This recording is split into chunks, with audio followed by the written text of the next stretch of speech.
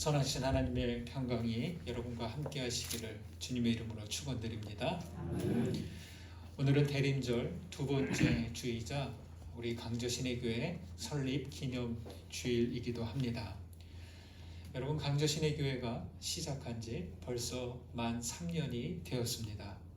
준비한 기간도 3년 시간 더듬어 보니까 참 감사하고 고마운 생각이 밀려왔습니다. 목회자로서 늘 마음속에 간직하고 있는 물음들이 여러 개 있습니다. 그중 하나가 교회란 무엇인가 하는 것입니다. 이런 물음 가운데 책장에서 프레드릭 비크너의 어둠 속의 비밀이라는 책을 다시 꺼내 보았습니다. 제가 밑줄 그어 놓았던 한 곳이 눈에 들어왔습니다. 처음 교회로 모인 이들을 향해 이렇게 말하고 있습니다. 그런 면에서 그들은 여러분이나 저와 너무도 비슷합니다. 다시 말해 그들은 사람이었습니다.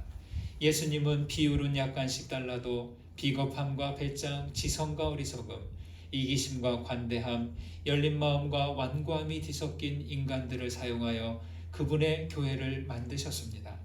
거리에서 흔히 볼 수 있는 사람들이었습니다. 그분이 인간을 모아 교회를 만드신 이유는 교회의 유일한 재료가 인간이기 때문입니다. 제가 아는 한 지금도 교회의 재료는 인간뿐입니다. 이것은 기억할 만한 사실입니다.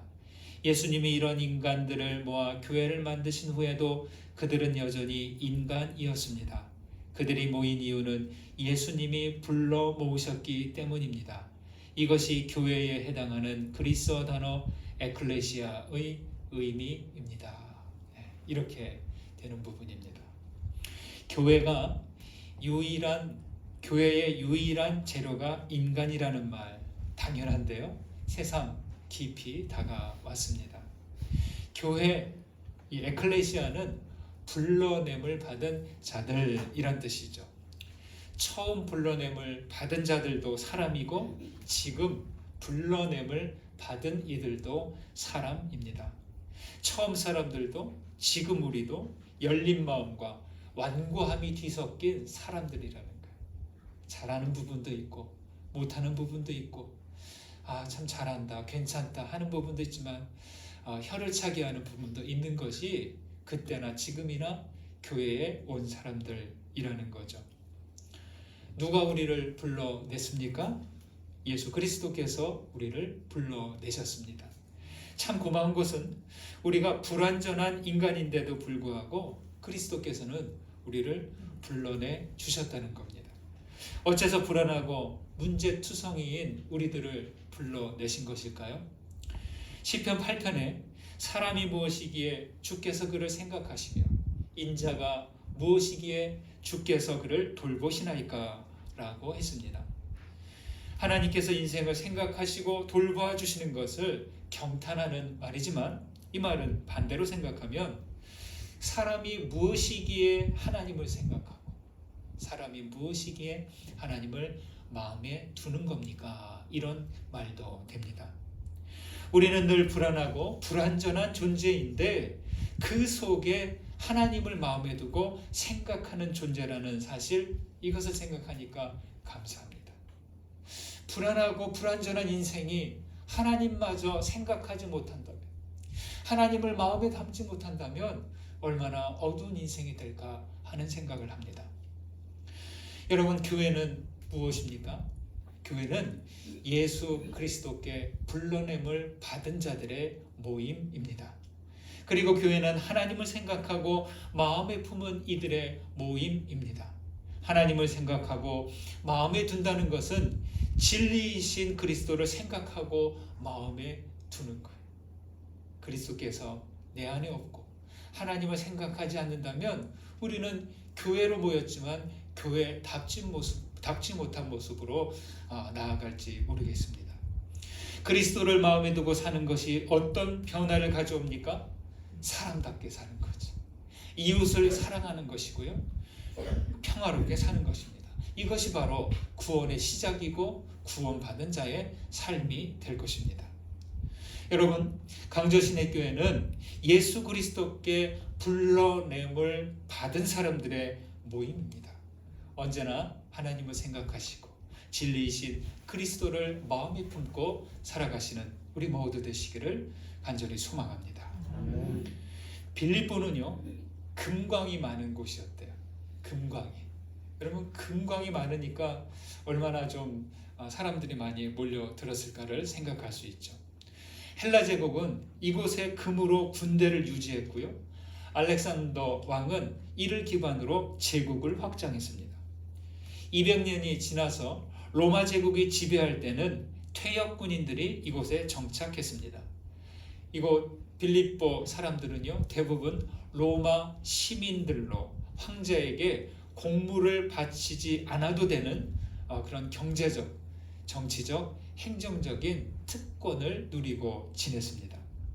빌립보는 이렇게 로마의 정치와 경제와 종교에 큰 영향을 받는 지역으로 자유로운 곳입니다.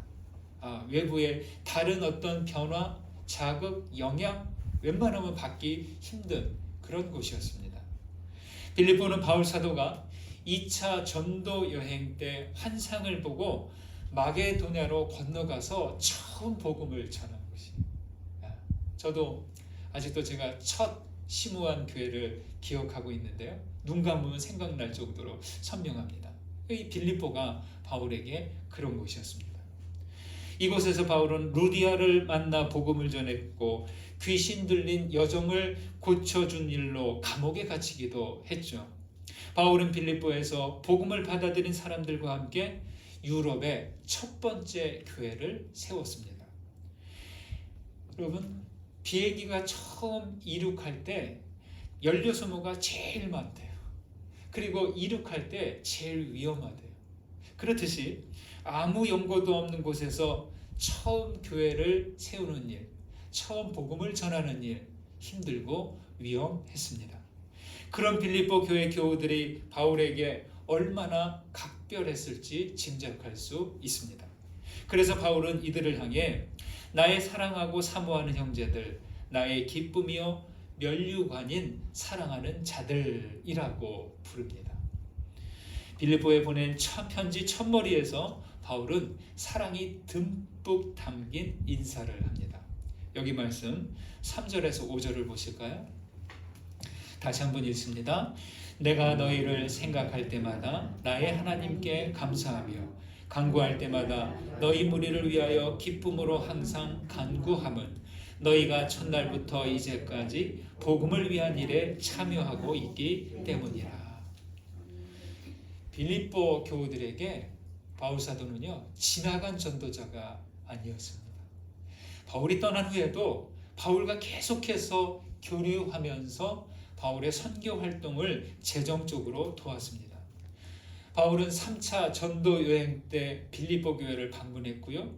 예루살렘에서 체포되어서 로마 감옥에 갇히게 됩니다. 그래서 이 빌립보서는 로마에서 구금되어 있을 때 쓴 편지입니다. 바울이 로마에서 투옥됐다는 소식을 들은 빌립보 교회는요, 그대로 있지 않습니다.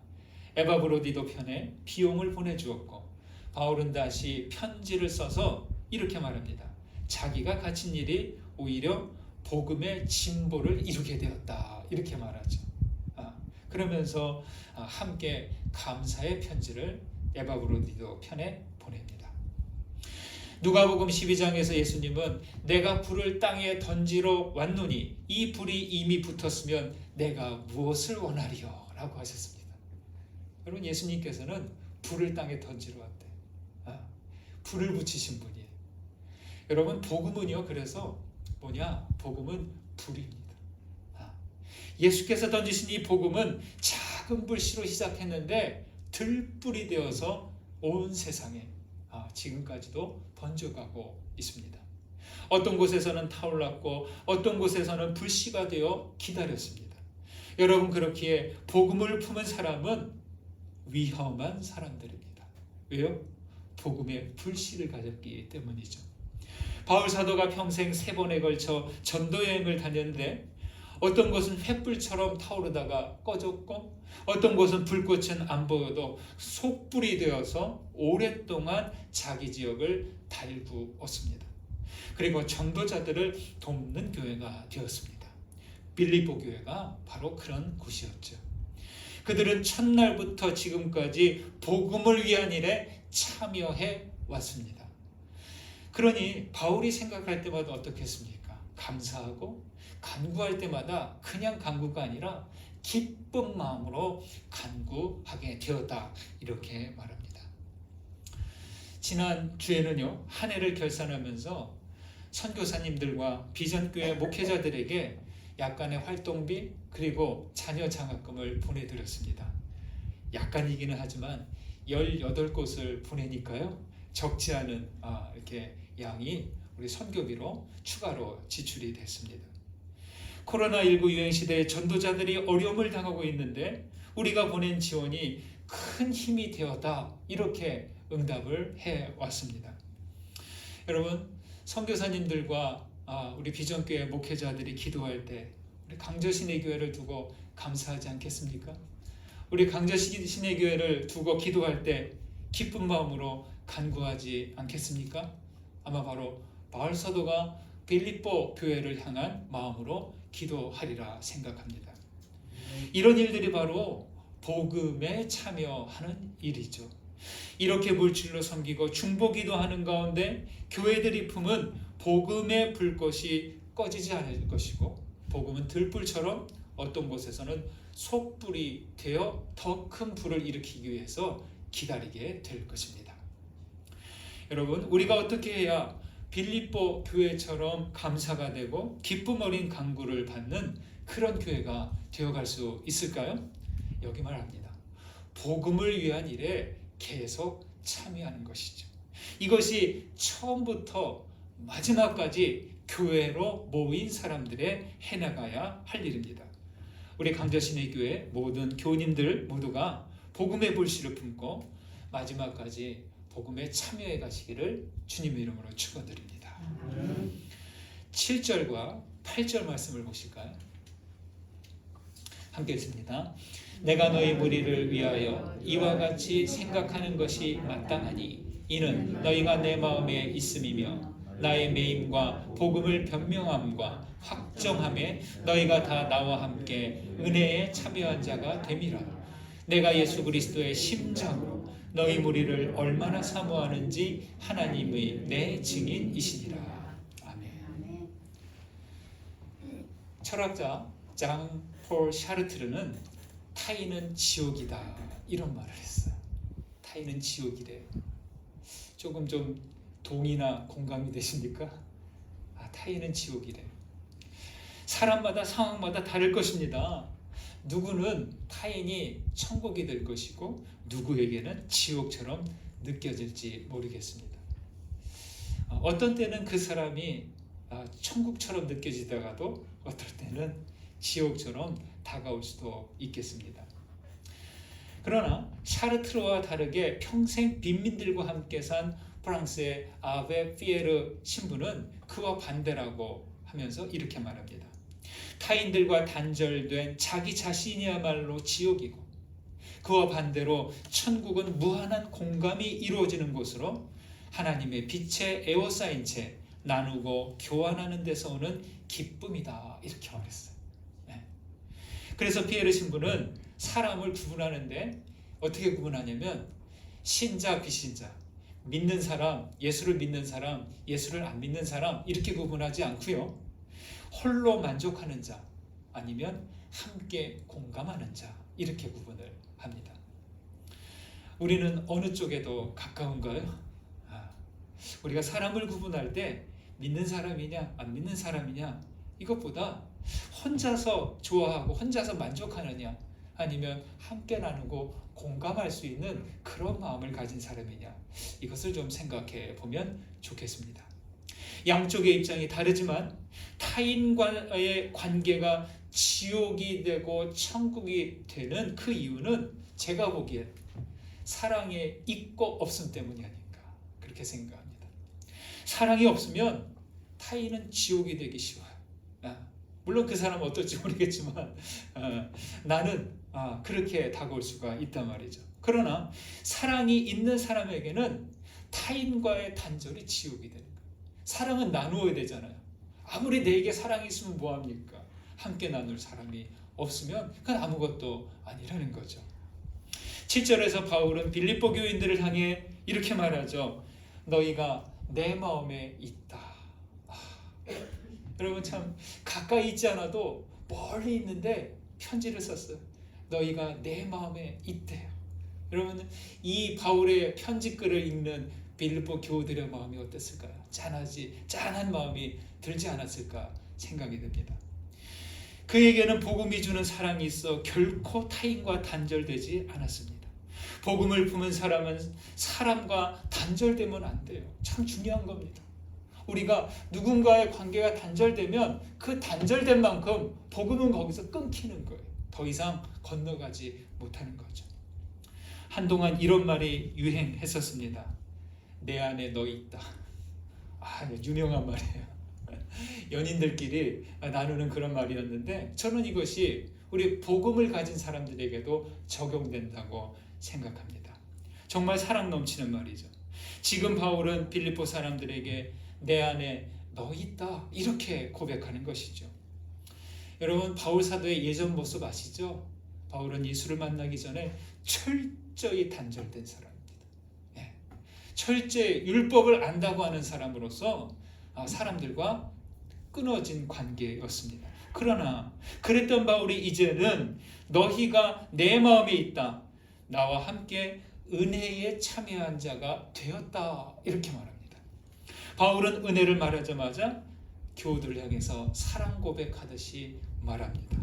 내가 예수 그리스도의 심장으로 너희를 사랑한다. 여러분 정말 아주 뜨거운 사랑 고백 아닙니까? 여러분 은혜와 사랑은 어디서 오나요? 은혜와 사랑은 그리스도의 심장에서 옵니다. 그래서 은혜와 사랑이 있는 사람은 그리스도의 심장을 가진 사람들. 마음이 아픈 것은 오늘날의 교회가, 오늘날의 그리스도인들이 예수 그리스도의 심장을 갖고 있는지 의심이 든다는 겁니다. 나에게 예수 그리스도의 심장이 있는가? 그래서 은혜와 사랑이 나를 통해서 흘러나오고 있는가? 이 부분을 생각해 보곤 합니다. 파스칼은 위대한 사유는 심장에서 나온다 이렇게 말을 했어요. 그 유명한 철학자도 생각하고 또 사유하는 것이 심장에서 나온대요. 머리에서 나오는 사유는 딱딱하고 건조합니다. 진리의 말씀도 머리에서만 나오면 이해는 되겠지만 감동은 안 되는 거예요. 진리는 가슴을 거쳐서 나와야 합니다. 복음 진리가 예수 그리스도의 심장에서 나와서 은혜와 사랑이 된 거죠. 여러분에게 있는 그 은혜와 사랑 어디서 받으셨습니까? 우리가 받은 은혜와 사랑 역시 예수의 심장에서 나온 말씀이죠. 양강보님의 시 한 구절에 이런 표현이 있습니다. 심장이 두근거린다면 살아있는 것이다. 심장이 두근두근거려야 한 세상 뜨겁게 살아갈 수 있는 것이다. 여러분 우리는 함께 은혜에 참여한 자들입니다. 여러분에게 있는 예수 그리스도의 심장 두근거리고 있습니까? 우리에게 있는 예수 그리스도의 심장이 움직여서 살아있는 믿음의 공동체 되시기를 주님의 이름으로 소망합니다. 그 다음 9절과 10절 보실까요? 큰 소리로 읽습니다.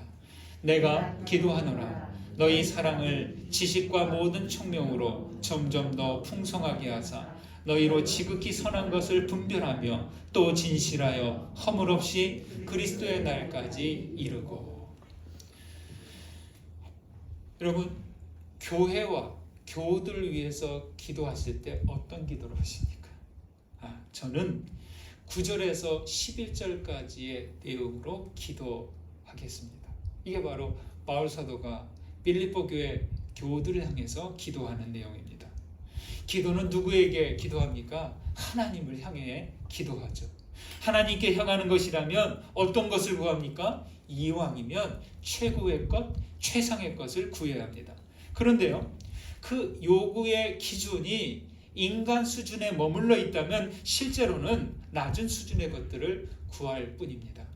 하나님의 나라를 세우겠다고, 하나님의 교회를 섬긴다고 하면서 인간의 수준에서 구하면 안 되겠죠. 최고 최상의 것을 구해야 할 것입니다. 그 최고 최상의 것이 무엇이겠습니까? 어렵지 않습니다. 그건 바로 사랑입니다. 바울은 제일 먼저 너희 사랑을 풍성하게 하시기를 간구한다라고 합니다. 사랑은요, 참 놀라워요. 죽은 것 같은 땅에서도 생명을 살게 합니다. 우리 의림지에 가면 참 좋은 게 있어요. 의림지 뚝에 자라는 소나무들. 참 좋아요. 거기를 거닐면 괜히 나도 그 소나무가 된 것 같은 그런 느낌이 들곤 합니다. 그 소나무들처럼 우리도 사랑이란 저수지 옆에 뿌리를 내려야 합니다. 사랑이란 저수지 옆에서 사랑으로 자라난 신앙은 어떤 열매를 맺겠어요? 사랑의 열매를 맺는 것이죠. 사랑의 양분을 빨아들이고 사랑을 씨앗을 맺는 것, 그게 바로 믿음의 공동체 생활인 것입니다. 나무들이 자라듯이 우리의 사랑도 모든 지식과 총명으로 점점 더 풍성해져 가야 합니다.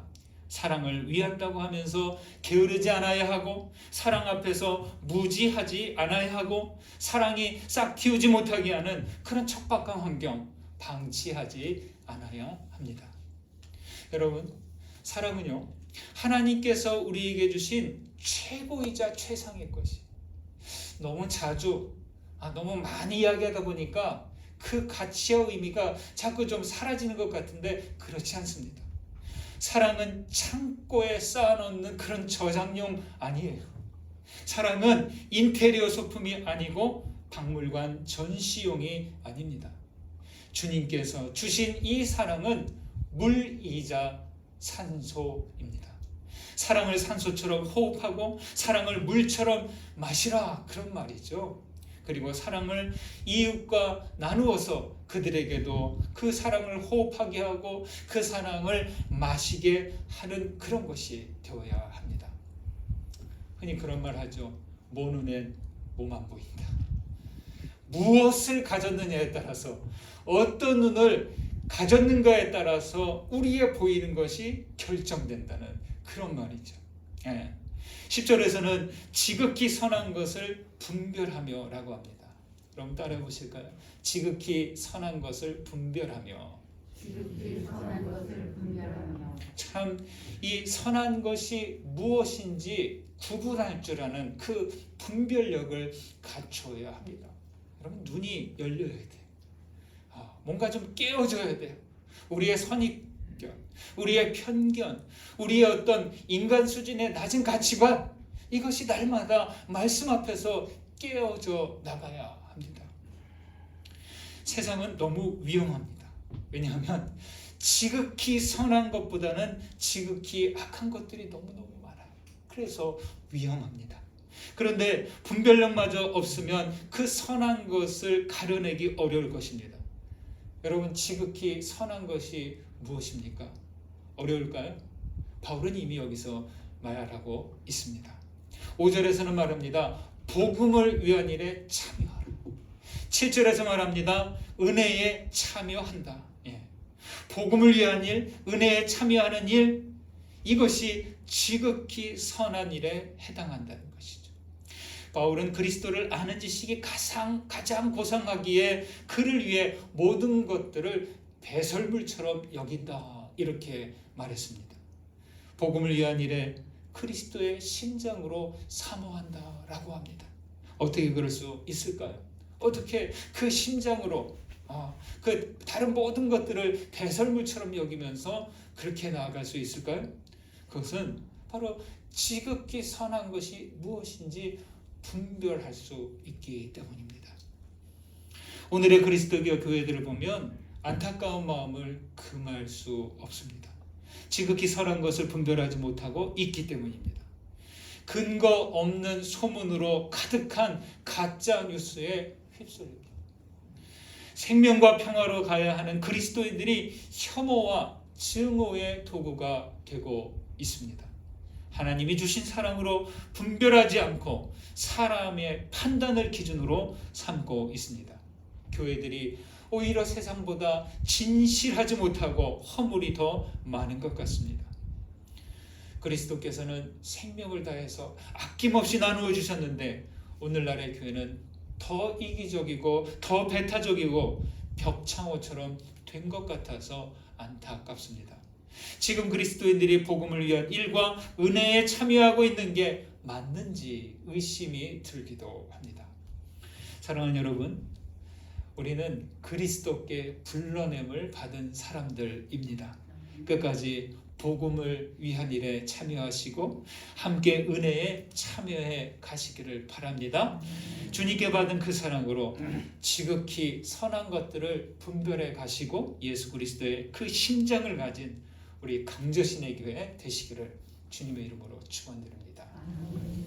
받은 은혜 기억하면서 거듭의 기도 드립니다. 말씀 가운데 울림이 되고 깨달아진 것 붙들고 하나님께 기도로 나아가겠습니다. 기도합니다.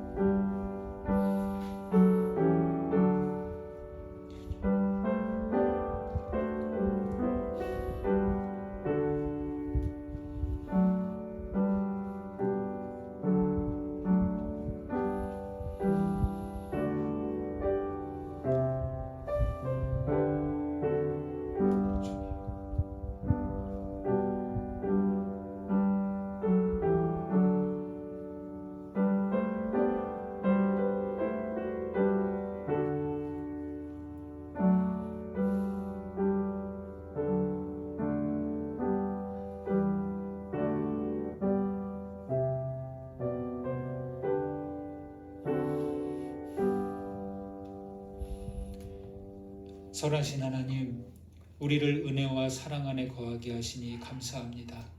주님께서는 우리를 불러내어 교회가 되게 하시고 예수 그리스도의 심장을 주셨습니다.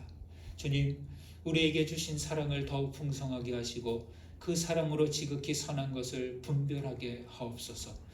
끝까지 복음과 은혜에 참여하는 주님의 교회가 되기를 원합니다. 예수 그리스도의 심장에 그 두근거림으로 뜨겁게 사랑하며 살아서 의의 열매 가득한 공동체를 이루게 하옵소서. 예수 그리스도의 이름으로 기도드립니다. 아멘.